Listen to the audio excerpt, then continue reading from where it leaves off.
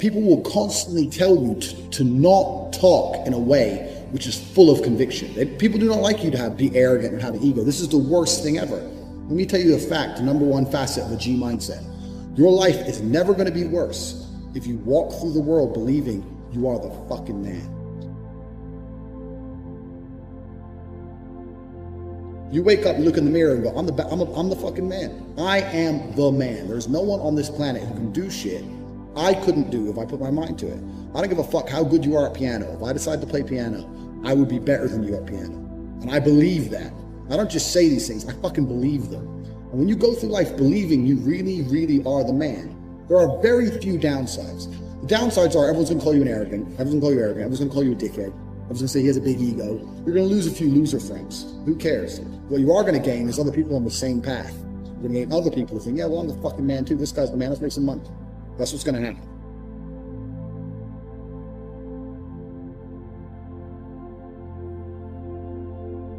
So the first thing you can do with the G mindset is you need to start believing you are the fucking man. Even if you're not the man yet, even before I was world champion, I knew I was gonna be the man. So I don't give a fuck. And I was happy to say that to anybody. When people called me arrogant and stupid and deluded, I just sit there and look at them and say, yeah, fuck you. I'm gonna be the man. First thing you have to believe you're the fucking man, you can achieve anything. And when I say that, I'm gonna say that again. You have to believe you're the fucking man, and you have to believe you can achieve anything. I'm not saying you can achieve anything easily. I'm not saying it's not gonna take a whole bunch of work. I'm not saying it's gonna happen quickly, but you have to believe you can achieve anything. I'll tell you something now, I don't give a fuck to be an astronaut. I don't care about climbing Mount Everest. You give me enough time to train, I will get it done. I know that for a fact because I know who I am as a man. That's the first thing. The second thing is, you need to be perspicacious. You need to understand that in this world, there's a whole bunch of people doing amazing shit that you are not doing. And that needs to piss you off. Because if it pisses you off, you become motivated all of a sudden. I was the only one who was pissed off when that Aston Martin was next to me and had my sales job. I was the only one who was pissed off when I saw that Ferrari drive past. Other people were not annoyed by it, and they're not annoyed by it. They're not driven to beat it. You understand? They're not driven to be where that person was. You need to be annoyed, and I'm telling you to be angry. Anger is a fantastic force. Like I said, the world tells you not to be arrogant, it tells you not to be angry. It's two things it tells you to do. Don't be arrogant, don't have an ego, and you don't have anger. You're a fucking man. You're a full-grown man. It's perfectly fine for you to be pissed off. It's perfectly fine for you to look around at your life, look at the girl you're fucking, look at the house you live in, look at the car you drive, and get pissed off and go, you know what, I want a hotter bitch. I want a fucking nicer house, and I want a faster car. There's nothing wrong if you take that anger and you direct it in the correct direction. This is the reason I stopped fighting now. People go, why do you stop fighting? Because I fought and I went through hell to get everything I now have. I had nothing when I fought. I had nothing. And I wanted the life I now have. Now I wake up in one of my 3 mansions with one of my 7 supercars, with one of my 15 women. What do I need to fight for? Like, people have different motivations for different things. Some fighters out there who fight for other reasons, you know. My motivation was I was pissed off at the world. And now I'm not as angry as I used to be, so I don't believe I'm as good a fighter as I used to be. I'll still whoop some ass. I'm not as good as I used to be. So that's why I decided to retire early. But this is the second thing. First thing, believe you're the man. Second thing, you need to get angry about your situation. And you don't own the home you're in, get pissed off. If there ain't a Ferrari on your drive, get pissed off. If you don't have 10 Playboy Bunny level beauties, get pissed off. And what the fuck? You need to sit there and realize, whoa. I have a few years of consciousness. And even less than that, I have a few short years as a young man, because age will damage you. I mean, if you're a millionaire in your 60s, it's not nearly as good as being a millionaire at my age. I became a millionaire at 28. So you need to realize you got a few short years as a young man, you're fucking wasting it. You need to sit there and go, fuck, shit, get angry. Because getting angry, forced, directed anger is an extremely powerful force. These are the first 2 things you can do for the G mindset. Only person who gives a shit about your life truly is you. And if you don't give a shit, then you're fucked. But point 2, get angry, you're gonna start giving a shit very soon. And after you get angry, you need to realize that nobody is gonna give you the things you want. It doesn't matter if Donald Trump is president or not. You use Trump for that, but it doesn't make a difference. No politician is gonna make you rich. No one else is gonna come along and say, I'm gonna concentrate my effort on fixing your life. Nobody. You have to understand you're out here alone, absolutely alone. When you understand these 3 things, you start to see how a mindset comes together. Nobody's gonna save you. You're fucked. It's totally down to you. pissed off with your current situation and you want to change it. Plus, you believe you can do absolutely anything. This is how I thought at 18 years old. Because at a very young age, when I had my prime resource of energy and power at 18, 19 years old, I understood those 3 tenets. I believe I can do anything. I'm pissed off I don't have the life I want. And nobody else is going to give it to me. These are 3 things you need to understand. If any one of these elements is missing, you'll never have the right mindset. The G mindset will never formulate if any one of these elements is missing. All 3 are absolutely essential. And the sooner you get your act together, the sooner you start to panic and worry and be concerned that you're 24, 25, you're not fucking rich yet. There's 24 and 25-year-olds out there who got a contract for a fucking NBA with their parents, or they won the lottery, who knows what. There's 24 and 25-year-olds out there who are multimillionaires fucking the hot models. These Instagram girls with 3 million followers, they're getting dicked by someone and it ain't you. And that needs to piss you off. You need to get concerned, you get worried, shit, I'm running out of time. You need to get some urgency in your life. Put these 3 things together is absolutely essential. It's the beginning of the G mindset. When you have these 3 things totally done, I'll tell you what happens. I'll tell you what happened for me. So I became a sayer. So my brother used to say, you've become a sayer. And what that means is I made a pact to him that my word was unbreakable, strength and honor. And that if I said something, I meant it.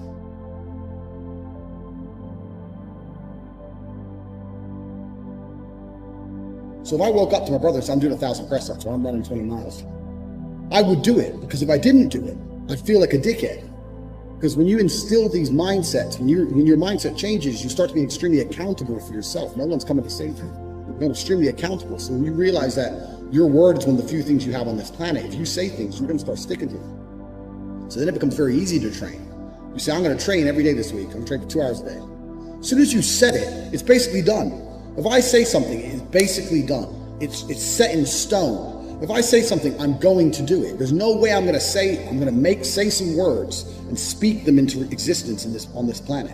And then I'm going to be the kind of pussy who quits because it's too hard. If I say I'm going to do 10,000 push-ups, I'm going to do it. Because I'm the kind of person who sticks to the words he says. And this is another thing you need to understand with the G mindset. You have to be very, very specific with what you say. Because if you instill your mindset correctly, and you start to just say things, just start saying things. Then you hold yourself accountable. Say things you don't even think you want to do. Wake up and go up to your friend or your mom or whoever and say, you know what? I'm going to do 1,000 push-ups today. Say it to people. And they're going to say, no, you're not. So watch me. And then you have a choice. You're either going to succeed like a G, or you're going to be a little pussy. You're going to quit at 310 because it's hard. What kind of man are you? That's a decision you need to make. If you're the kind of man I was, I'd say shit and I'd fucking stick to it. My brother said, you become a sayer. I used to train with my brother. He'd say, let's do 500. So let's do 2,000. He'd say, well, you've said it now, so we have to do it. I was like, exactly. I said it now, so now we have to do it. There is no surrender. We have to do it. This is another facet of the G mindset. This is number 4. You got to start saying shit, and your word has to be iron, unbreakable.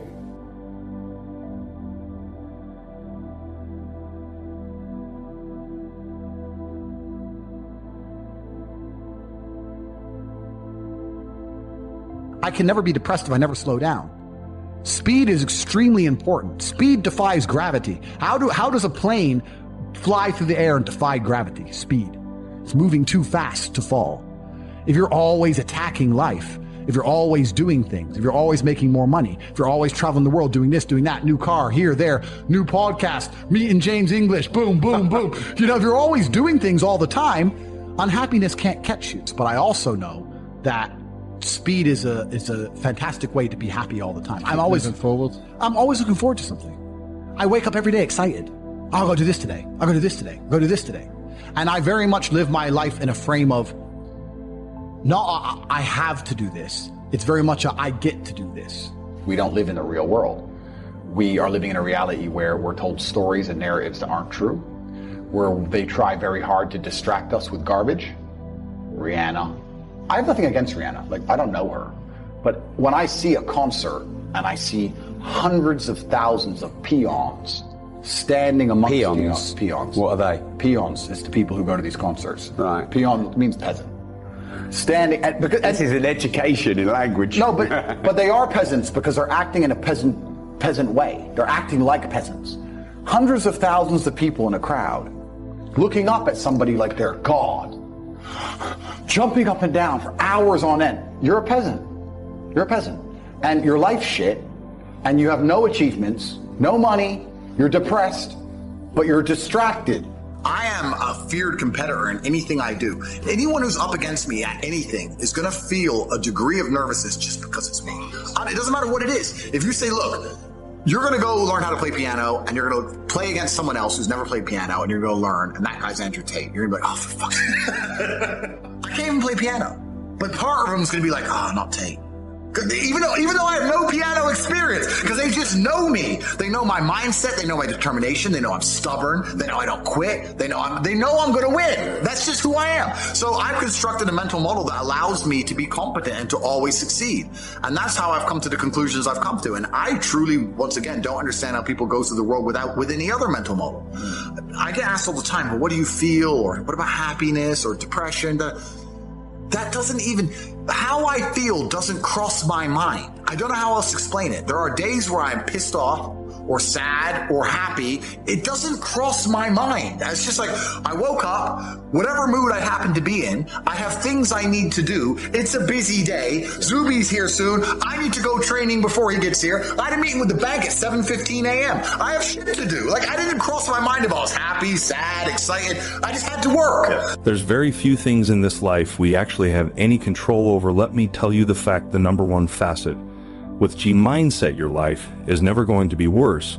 If you walk through the world believing you are the man, you wake up and look in the mirror and go, I am the man. I am the man. There's no one on this planet who can do. I couldn't do if I put my mind to it. There's another thing that a lot of people make a mistake with when I talk to them, like, I have to go to work today. Change your language. I get to go to work today. Imagine you had no job. Be worse, right? Because otherwise you wouldn't be working. So you get to go to work. I have to fix the car. At least you have a car. You get to fix your car. Most people don't got one. I have to go get the kids. You get to go get the kids because you have these beautiful children who love you. You understand? People's, even their own language is wrong. The world can be framed. Maybe I'm completely crazy. Maybe I'm full of shit, like you said. Maybe I am. But the frames I've installed in my mind are all beneficial to me. So if that makes me crazy and full of shit, good. Because I can't become depressed. So you can sit there and tell me I'm full of shit while you're depressed, and I'm happy. And I would never want to adopt the thinking of a depressed person. They've distracted you with this idol, whoever it happens to be. Put them there. And the peasant's like, yeah. And then they go home and they're told something by the news. Let's make up a completely false scenario. Be afraid of the common cold. Okay. And then anyone who comes back and says, why are we afraid of the common cold? They delete their point of view. They shut them up to create a false reality.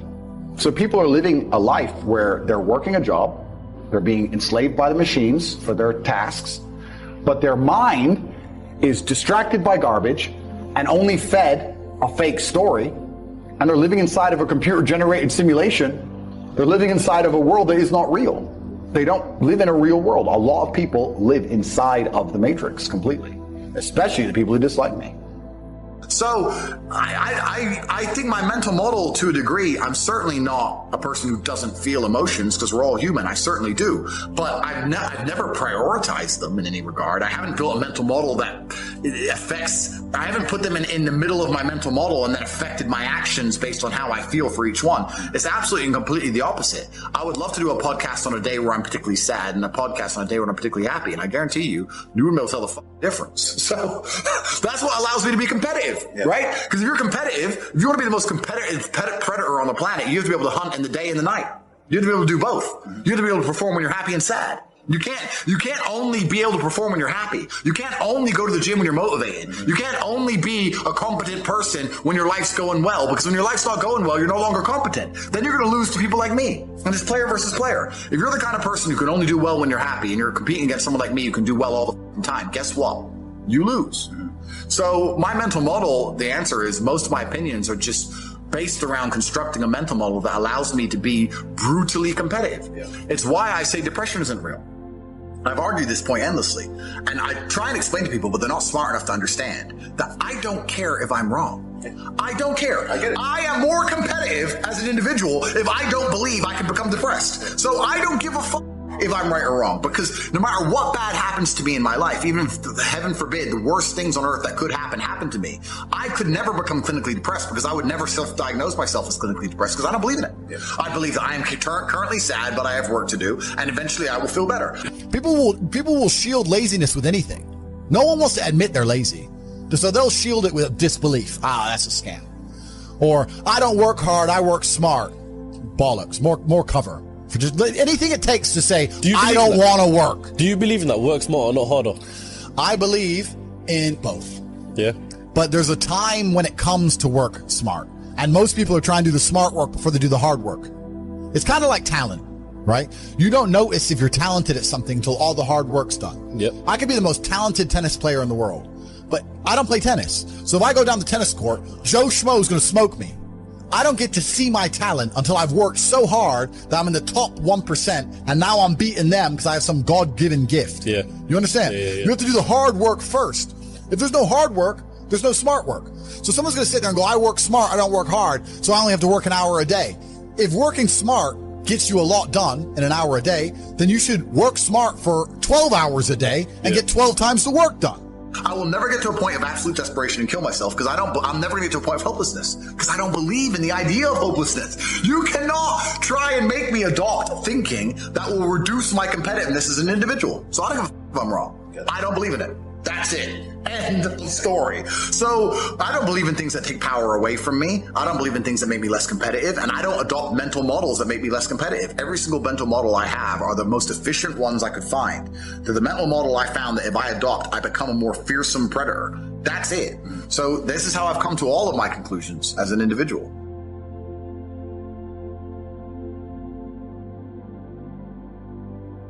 If you take a man and give him a life shielded from problems that he never has any to face, I guarantee you he's terrible at being a man. The best men in the world have gone through shit. That's why women love scars, because it didn't kill you. That's the whole point of it, right? So the best thing you can do as a man is look and go, okay, this is hard, this is hard, this is hard, this is hard.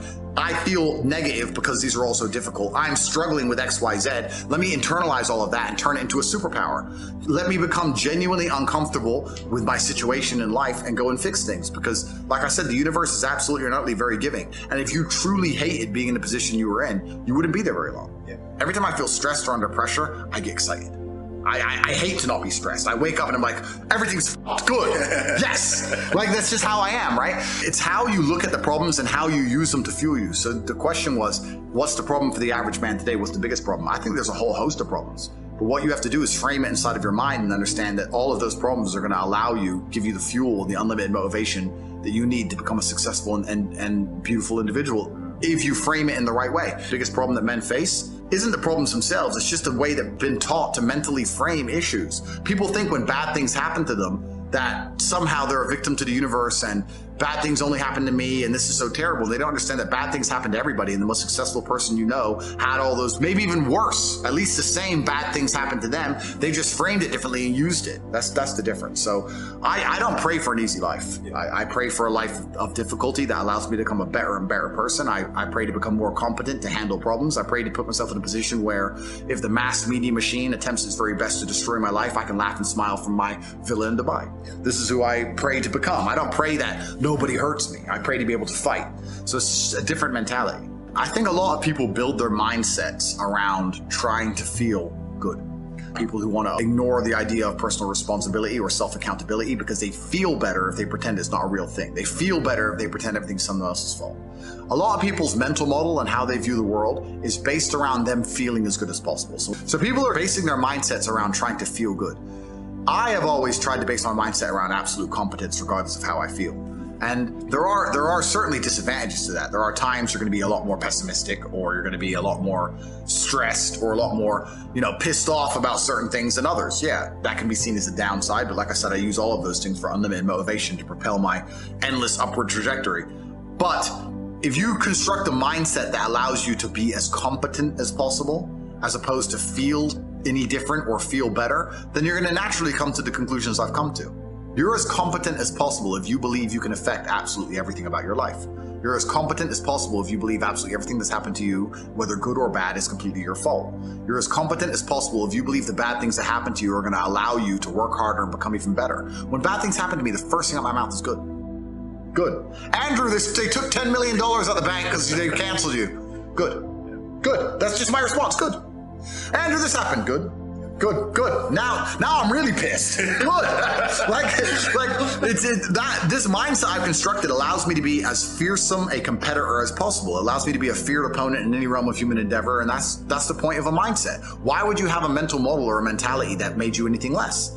In the ultra competitive world that we've just discussing that everybody wants the things you have, why would you absorb information or construct a mental model that doesn't allow you to be as competitive as possible? I am a feared competitor in anything I do. Anyone who's up against me at anything is going to feel a degree of nervousness just because it's me. And it doesn't matter what it is. If you say, look, you're going to go learn how to play piano and you're going to play against someone else who's never played piano and you're going to learn, and that guy's Andrew Tate, you're going to be like, oh, for fuck's sake. I can't even play piano. But part of them is going to be like, oh, not Tate.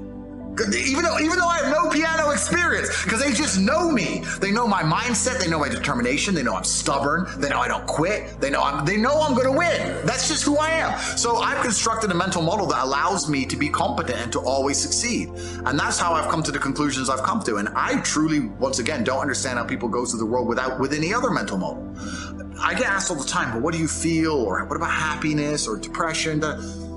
That doesn't even, how I feel doesn't cross my mind. I don't know how else to explain it. There are days where I'm pissed off or sad or happy. It doesn't cross my mind. It's just like, I woke up, whatever mood I happen to be in, I have things I need to do. It's a busy day. Zuby's here soon. I need to go training before he gets here. I had a meeting with the bank at 7:15 a.m. I have shit to do. Like, I didn't cross my mind if I was happy, sad, excited. I just had to work. Yeah. So I think my mental model, to a degree, I'm certainly not a person who doesn't feel emotions, because we're all human. I certainly do. But I've never prioritized them in any regard. I haven't built a mental model that affects, I haven't put them in the middle of my mental model and then affected my actions based on how I feel for each one. It's absolutely and completely the opposite. I would love to do a podcast on a day where I'm particularly sad and a podcast on a day where I'm particularly happy. And I guarantee you wouldn't be able to tell the difference. So that's what allows me to be competitive, right? Because if you're competitive, if you want to be the most competitive predator on the planet, you have to be able to hunt in the day and the night.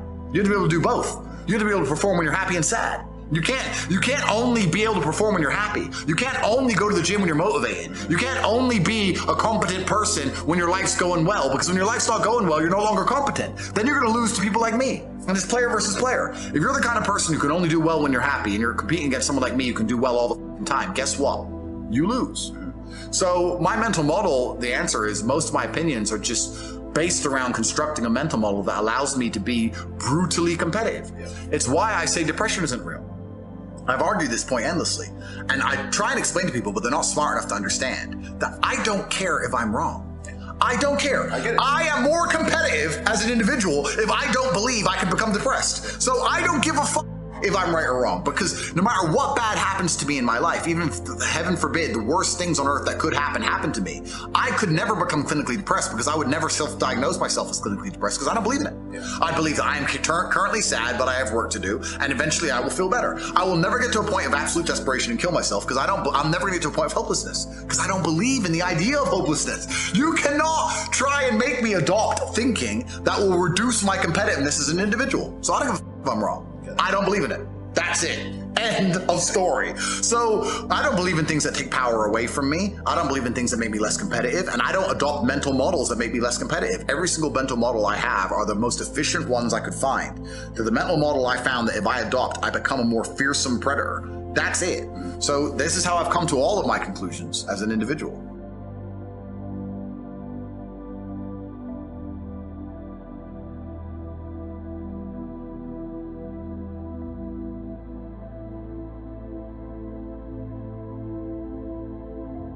If the ocean doesn't reach a point of equal and opposite force, it will just engulf the entire planet, right? There has to be an equal and opposite force at some point.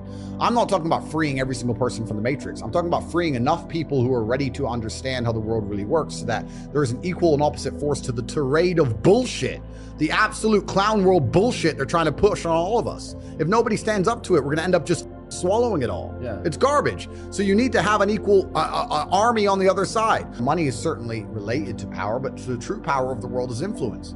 I am currently one of the most powerful people on the planet. I can influence millions and millions and millions of young people with my mouth alone by speaking. That's why they fear me.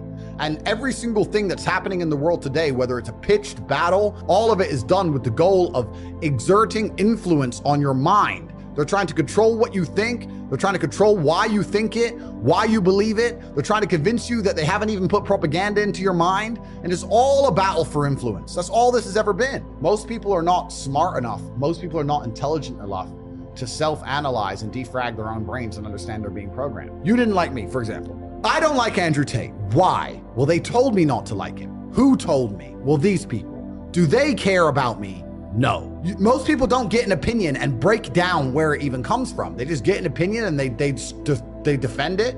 And you'll see people arguing and fighting in the street over opinions they don't even know where they've come from in the first place. Most people are not intelligent enough for that. So everybody and everything you consume is going to influence you to a degree. The mass media machine is trying to influence everyone. I'm trying to influence everyone. I'm right here trying to influence people. I'll sit here and say, I'm trying to influence people at home. I did not say that girls above a certain age are horrible people. I did not say girls above a certain age are useless. I said girls above a certain age are less attractive than girls who are younger because of innocence. I'm talking about the Western world.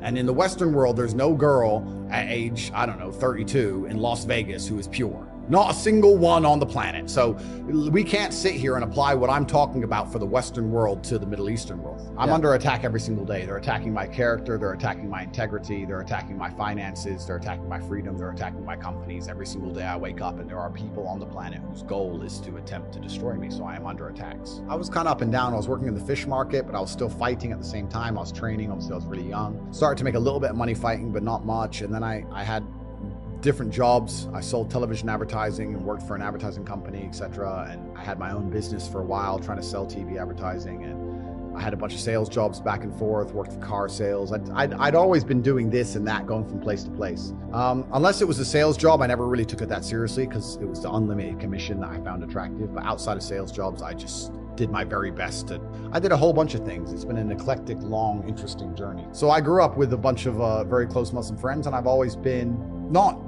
envious, but certainly I've had a large amount of adoration for their respect for their families, respect for their culture, their brotherhood, the way they operate. I've always thought it's the fantastic way to be. God knows the truth of our hearts. So I know that my reversion is sincere.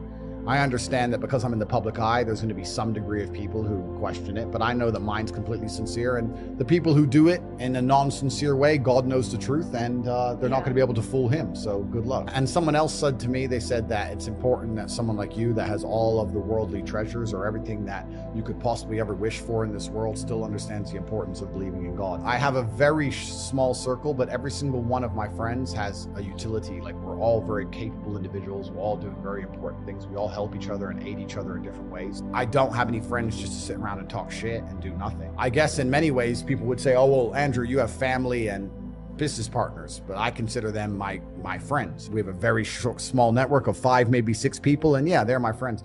I'm not the kind of person who can fall victim to some random stroking my ego, and I'm not a dummy. Like, I know a lot of people get rich and they're dummies. That's not me. I don't have any new friends. I have the same circle I've always had. In fact, it's getting smaller by the day. It gets smaller, not bigger. I don't have these random friends I party with, none of this kind of crap. I provide value by default, by being me. That's who I am. If you're going to be my friend, you need to provide some value to my life. Now, a lot of people, when they have friends, the value that's provided by their friend is that their friend makes them laugh or that their friend is funny. Well, I don't need that crap. I'm busy, right? So I need someone who's actually useful to me at real things. It's not a shallow way to look at it, because people say that's shallow. Not at all. I think that in true friendship, in true relationships, whether it's man-woman or man-man or woman-woman, there needs to be an exchange of value. People need to both gain and receive value, and that's how you build true friendships. So you need to become useful to me. And the problem with doing that is that I already have extremely useful people around me. We can already do everything. I don't need anybody. So when someone comes and goes, hey, I'd love to know you, why? What do you want to do? Sit around, talk shit? Like, what do you want to do? Like I'm trying to do X, Y, Z. I'm fighting the Matrix. Can you fight the Matrix? Can you fight? If they can't do anything, I don't want to hang around with these people. There's a time when it comes to work smart, and most people are trying to do the smart work before they do the hard work. It's kind of like talent. You don't notice if you're talented at something until all the hard work's done. I could be the most talented tennis player in the world, but I don't play tennis. So if I go down the tennis court, Joe Schmo is going to smoke me. I don't get to see my talent until I've worked so hard that I'm in the top 1%, and now I'm beating them because I have some God-given gift. You have to do the hard work first. If there's no hard work, there's no smart work. So someone's gonna sit there and go, I work smart, I don't work hard, so I only have to work an hour a day. If working smart gets you a lot done in an hour a day, then you should work smart for 12 hours a day and get 12 times the work done. I am absolutely and utterly a believer in hard work. I'm a proponent of hard work. I have all this money and all I do is work. My entire life is work. This podcast is work. I'm getting in the car and going to another meeting, work. It's all work. My entire life is work. And people don't want to look at life that way. They want to talk about work-life balance and being lazy and all this crap. I don't believe in any of that. I believe in, if you want to win, you have to outcompete the man who's prepared to do nothing but work. It's player versus player. If you're going to sit there and go, I don't want to work more than an hour a day, well, the guy who does want to work more than an hour a day is going to beat you. And no matter how smart you are, there's always a smart dude who's doing the same smart work you are for more hours than you're doing it. That's just the nature of the game. And this is why we talk about things like passive income. Passive income's a scam. I'm tired of people coming to me saying, I want to make passive income. And I sit there and say, it's not about it being a scam. It's about the mentality towards it is a scam. Look, everyone loves passive money, right? I make money as I sleep. I get it. You need to de-link your time to your money, because if you're only working for money, you run out of time, you can't make enough money. I understand all those principles. My point is, if you have no money and you're coming to me saying, I want to make passive income, why are you not making active income? Get up off your ass and work first. Because there's no such thing as completely, truly 100% passive. You're gonna have to check on it. You have to maintain it. But the idea that people with no money are already so concerned with making money without work is amazing to me. You should be worried about active income. If you show me, if I'm a brokey and you show me how to make $1,000 an hour, I don't sit there and go, okay, but how can I make that passive? I go, cool, I'm making $18,000 a day because I'm gonna work. You don't need to worry about passive income until you have no more time. I look at passive income because I have 18 hours a day I work. When all 18 of those hours are done and my workload still isn't finished, I have to find a way to make some of those income streams passive, either via staff or whatever else. And that's how I work smart. I use all of my time, and when all my time is done, now I have to become more efficient so that I can get more done within the same time frame. To sit there and say, I don't want to use my time, so I want passive income is dumb shit. The 16-year-old making 45 grand a month, if he was to sit to me and go, I don't want to make the TikToks, I want someone else to do it, make it passive, that he wouldn't make any money. He's just working. You have to just work. At some point you have to bite the bullet and just work. So when someone comes to me talking about passive income and they're a brokey, I'm like, you are just lazy.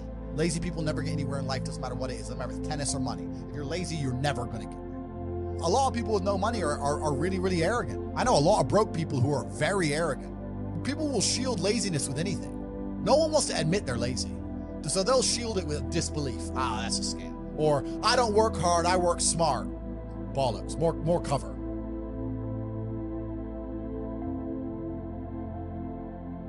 How do you be successful as a man? We'll talk about it. First thing, you need freedom, because you ain't a man if you're not free. And you may sit there and go, I'm not a slave, I get paid really well. Listen, the slaves got free food and free shelter in exchange for work. Now all they've done is got rid of the food and shelter deal, give you dollars, which you spend on food and shelter, and you basically have nothing left. So you're still a fucking slave. So first thing you need is freedom. If you're not free, you're not a man. First thing, you're not a successful man. So you should always be working towards freedom. And I mean freedom with your time. Do what you want. Freedom with your location. Go where you want. There's a riot. Cool. Go in Tokyo. See you later. Bye. Going to Australia. See you later. Bye. Freedom, one thing. The next thing that constitutes success as a man is your network. Who are you talking to? Who are these people? Who will answer your phone calls? Listen, I got 2 phones. Identical, almost. Twins. I got 2 phones right here. And I can call one of many multi-millionaires. And when they see my name, they're going to pick up the phone. They're going to be like, oh, shit, Tate. Oh, wait, guys, wait. They're going to stop their conversation and be like, whoa, fuck, Tate wants. What's up, Tate? Because they know I don't call for no bullshit. They'll be like, fuck. Money phones ringing. So I can call multi-millionaires right now. I can have the best idea in the world. I can call a bunch of multi-millionaires right now and say, look, I need 100 mil. Here's my idea. Boom, boom, boom, boom, boom. We can make something happen. You can't do that. I can do that. Freedom, network. And then you get into the aesthetics of life. For people to view you as successful, you need good body language. You need physical presence. A man who's not dangerous, a man who has no physicality, it will never be seen as successful. Oh, I'm successful, I'm rich, and yeah, but I'll break your neck. Look how big my hand is. I'm gonna grab you by your neck and choke you till you die. Who's successful now? I'm breathing and you're not, so I'm more successful than you. So you can't be a little bitch. And I understood this from a young age as well. So I'm sitting there at a young age thinking, I need to get a network of high net worth individuals who are, or not even rich men, but men who are driven, men who are making money. And I need to find a way to talk to them, work for them, learn what they know so I can become one of them. I need to get body language and physicality. I need to become big and dangerous. I need to be able to display that without saying it. I need women in love with me. I need beautiful women who adore me. I need these things because this is what shows the world I'm the fucking dog. So I'm sitting there and I understand what I need. And I knew this at 21, 22. A lot of you people are older than this. Older than me. You're older than I was. And I'm telling you something. You're sitting there going, yeah, didn't even cross your motherfucking mind. You've been too busy jerking off to Pornhub and not thinking about what you actually need to do to be successful in this life. So these are the things you need to be a high value man. Because if you have all those things and then you get some money and you have geographical and time freedom, you're now genuinely successful. Your mentality is heavily linked to your reality. And the fact that most people have such weak mindsets comes from the fact that they have a weak life, a weak body, a weak social circle, a weak network, a weak bank account, a weak relationship, and then their mind is weak. Well, of course. Whereas if you had a group of soldiers around you, men who were dedicated, who would ride or die with you, if you were strong, if your woman would never leave you no matter what because she idolizes you, then your mentality would be strong. Your mind would be strong by extension. So if someone comes to me and goes, I doubt myself, I usually look at them and go, yeah, I understand why. You're a little fat piece of shit and you're stupid. Of course you do. Hey, Andrew, so how do I get like a six-pack quick? What's the fastest way to get a six-pack? Why does it have to be quick? Why does it have to be easy? Why do you think life is all quick and easy? Why can't it be hard and difficult? Why can't you suffer? Because suffering is what gives it value. If everyone had a six-pack and it was quick and easy, then it wouldn't be valuable, would it? If everyone walked around with a six-pack and they got it easily, then no one would give a shit. The whole point is that it's difficult to get. Value is linked to difficulty. If you want something that is valuable, you need something which is difficult to obtain. The fact that you just said you wanted it quick and easily shows that your whole mental model is fucked. You shouldn't be thinking about quick and easy. You should be thinking about hard, suffering, pain, going through it. That's what you should be thinking about. This is going to be hard, but I'm going to do it anyway. Because when it is done, then everyone's going to know that I went through something difficult. Why do you want it to be quick and easy? Success is the most overused word. Because we talk about success. Oh, this guy, he's really successful. These motherfuckers are successful. So let's say I'm working at a company. Yeah, I'm the big boss. Let's say I'm a guy, I go college, I go university, I go to this company, I work, I become a manager. I'm on $150,000 a year. I got a company BMW and I wear a suit and everyone at my job does as I say. By all measures, I'm a success now. But here's the truth. When I leave that company, no one gives a fuck about me. I'm a nobody outside of that one building where I'm a little bit important. My wife doesn't want to suck my dick because I'm fat, because I didn't have time to train, so all I did was work. I got a BMW. I know hoes with BMWs. BMW, I didn't even consider that a car. BMW, that's not a luxury car. That's fucking basic. I'm pushing supercars. You're a nobody. You're not successful for shit. Success for a man actually comes in many realms. It's actually nothing to do with being good at your job. Having money, yeah. You don't have to be good at your job to have money. Depression is the ultimate motivation. Oh, so you're depressed. Okay, so you come along to me and you tell me you're depressed. I expect to see a huge list of what you're achieving per day. If you're unhappy with your life and you're depressed, I don't expect you to be popping pills and sitting late in bed. I expect you to give me a huge list of everything you're achieving per day. Depression's a fantastic motivation. You know, but people are told the opposite. No, you feel depressed, that's wrong. You should be happy anyway. Take the pills, stay home, take some time off. Complete garbage. You're depressed? Okay, get up, go for a run, lift more weights, make more money, get a second job, get more girls. Like, you can outrun depression. I'm a man who's always believed, and I think every man understands this, action over inaction.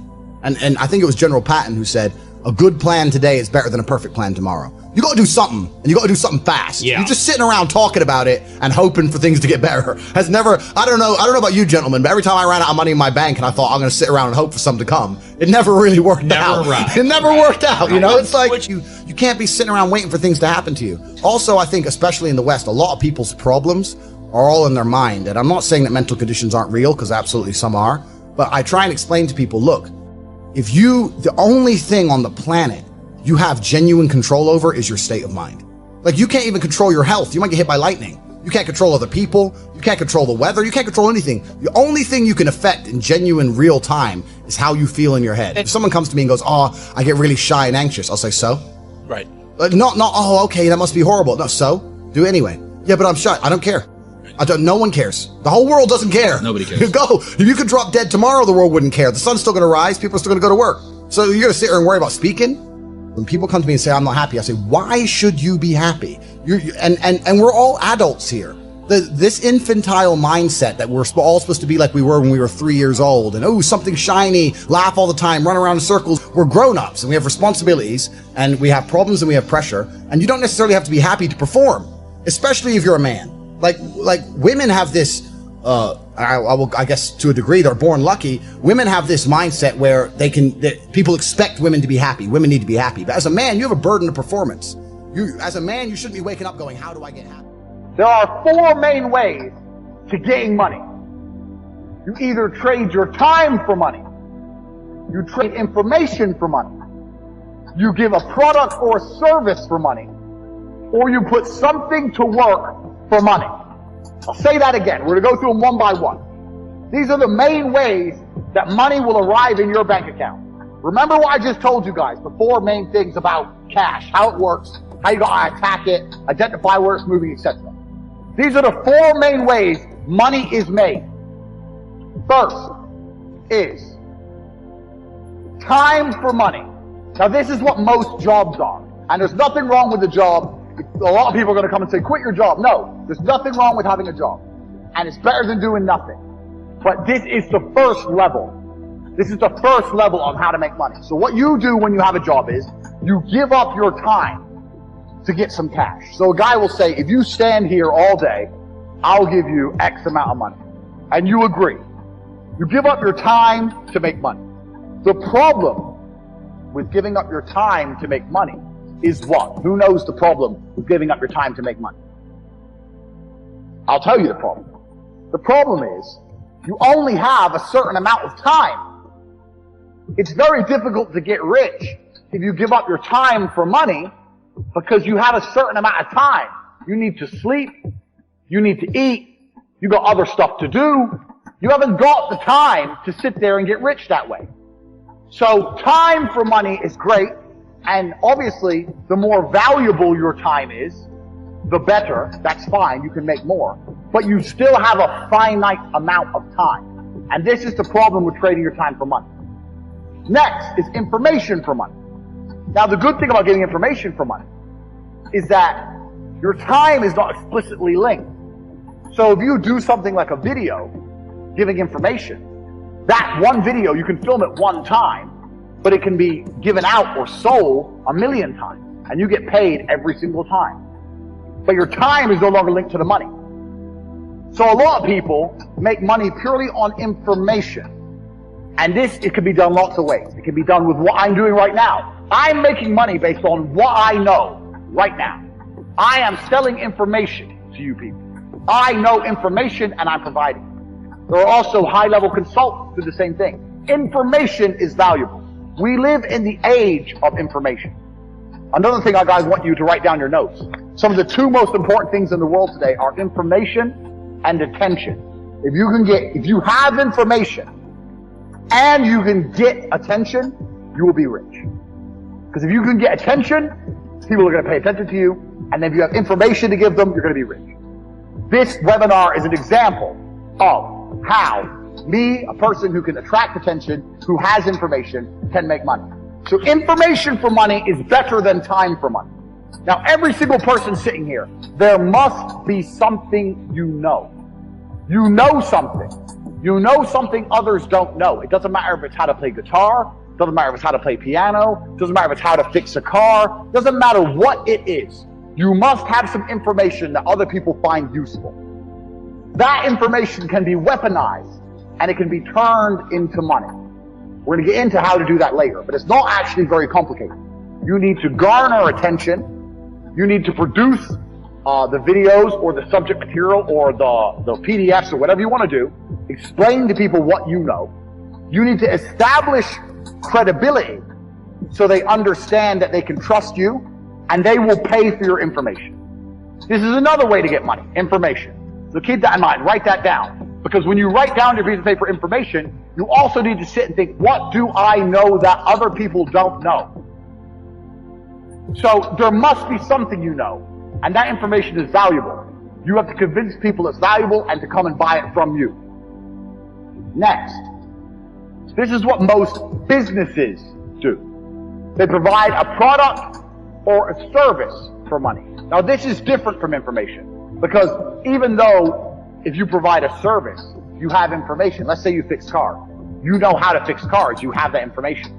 But you're not selling the information. You're selling the service, which is different. The information would be selling me a book on how to fix my own car. The service is coming here and to fix it for me. So a product or service selling for money. This is very, very simple. This is what most businesses do.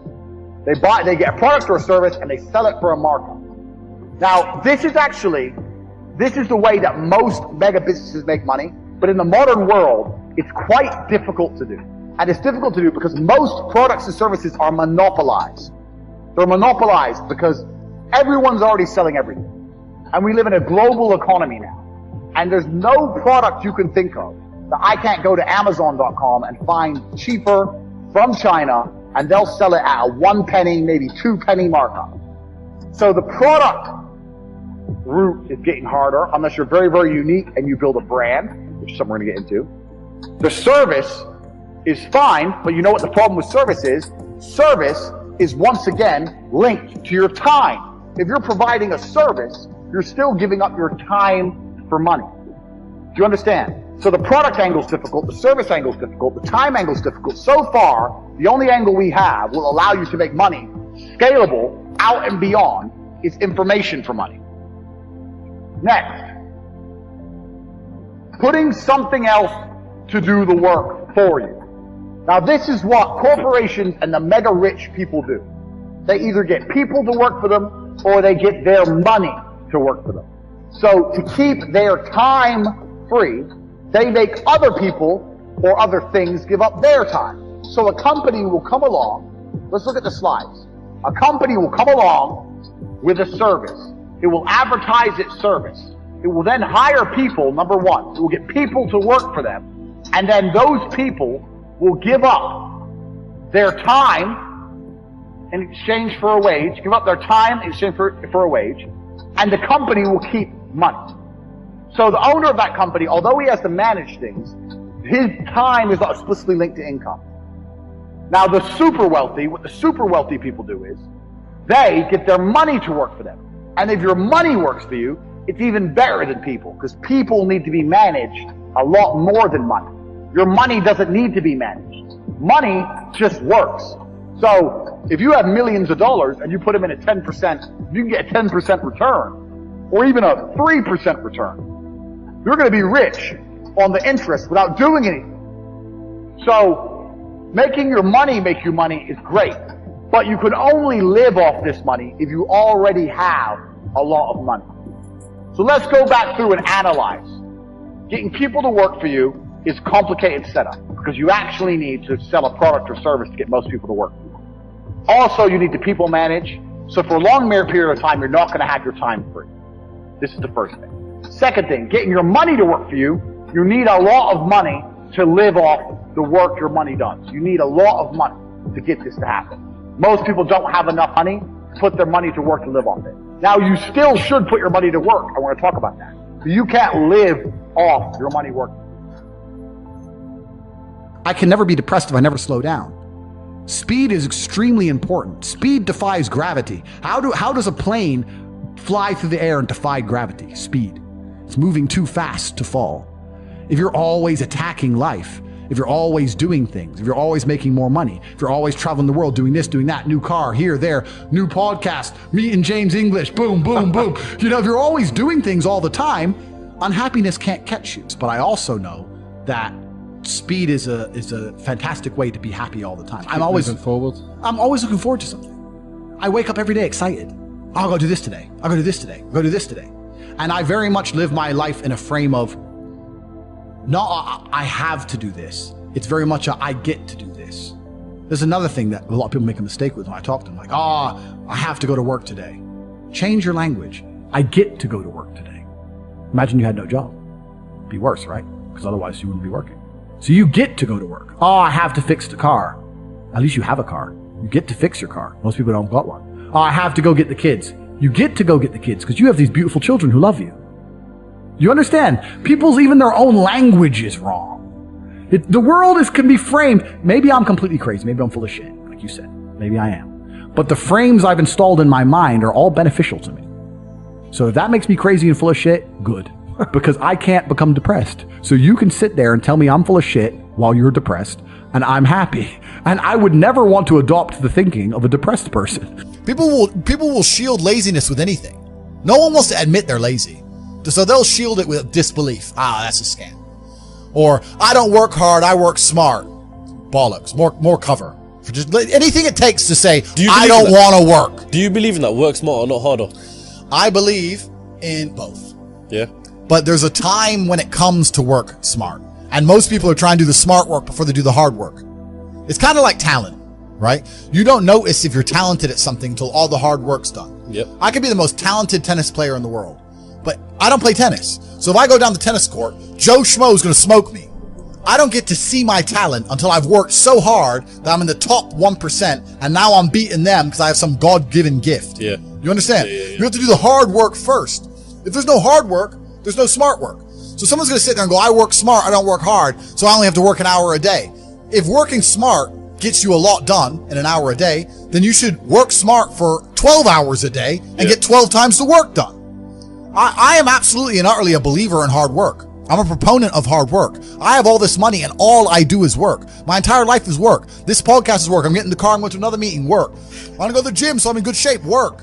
It's all work. My entire life is work. And people don't want to look at life that way. They want to talk about work-life balance and being lazy and all this crap. I don't believe in any of that. I believe in, if you want to win, you have to outcompete the man who's prepared to do nothing but work. It's player versus player. If you're going to sit there and go, I don't want to work more than an hour a day, well, the guy who does want to work more than an hour a day is going to beat you. And no matter how smart you are, there's always a smart dude who's doing the same smart work you are for more hours than you're doing it. That's just the nature of the game. The way that humans work and the way that we've evolved as a species is that we don't really learn lessons unless they're learned the hard way. Yeah. I believe that unless a lesson is taught the hard way, you're not going to learn it. You can have so many near misses and people won't learn their lesson. Bro, you must know a guy who goes out there, nearly crashes his car, doesn't slow his ass down until he wrecks it. Yeah. Like, this is how people are, right? So you need that pain for the lesson to sting enough to really genuinely go inside of your mind. And it's the same with everything. It's the same with driving a car or business. Truthfully, if you want to learn a lesson about business, you're going to have to suffer at some point, right? So we always say that most people are not successful with their first companies, X, Y, Z, blah, blah, blah. I get that. The truth is, there's a lot of people who make a lot of money with their first company, but they just spunk it, act an idiot, and it all blows up in their face. And that's how you get the discipline on your fourth company, that when you have $3 million in the bank, you just leave it there. You know, and don't be done with it. So you need to go through some pain. You need to experience some negative things. You need to have to a degree some trauma to really even learn any lessons. So yeah, business studies, you're right. The book, that's not going to teach you anything about business. You need to get out there on the streets. You need to make mistakes. You need to suffer. You need to have the tax man knocking at your door. You got to deal with all that stuff so that you make sure it doesn't happen again. I really think that humans are stupid enough to only learn the hard way. And life really doesn't have to be that complicated. When you see somebody that has something you want, you just got to try and work out how they got it. Yeah. And that's the missing part. Most people see people with things they want and they don't do the second half. They don't try and work out how they got that thing. Oh, my man has a Ferrari. Okay. I wish I had a Ferrari. Okay. They don't sit there and go for an hour. How did he get a Ferrari? It doesn't cross that part is the part they don't want to do, right? They just go, oh, he has a Ferrari, wish I had a Ferrari, and they go back to TV. Yeah. And that's why they lose. It's player versus player out here, man. It's on the street. It's not easy. For every dollar you make, for every pound you take, you took it from someone else. You don't make money, you take money. People don't understand the way that money works. You're not the Federal Reserve. You can't create money from thin air. Every single pound in your bank is money you took from someone else. And when I say take, I don't mean it in a negative way. You might have convinced them to give it to you. You might have a coffee shop. I'll give you a nice coffee. You'll give me some money. Cool. But you still took his money, right? So if you're out here trying to take stuff from other people, don't you want to have a team? You want to do it by yourself? You want to be Rambo? Because if you get two of you doing it. You get two of you. That's right. So the whole idea of this lone soldier, this Rambo, I'll do it all by myself, that's all dead, bro. You need to have a team. It's player versus player. And for the same reason, if you were out here on the street and you want to defend yourself, you want your boys around you. It's the same thing with trying to get rich. And you're laughing with your boys. Yeah. The brokey days are great. And I'm not complaining about being rich. Obviously, I worked hard for this, and it's a fantastic life I live now. But I think without those brokey days, without those original days to compare it to, without that juxtaposition, then I don't think being rich would be fun at all. I think it's only fun because you can compare it to the days when you weren't rich.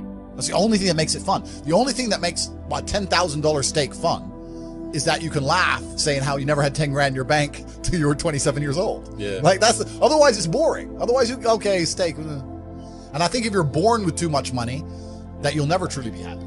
I think you need the brokey days. They're the best days. Yeah.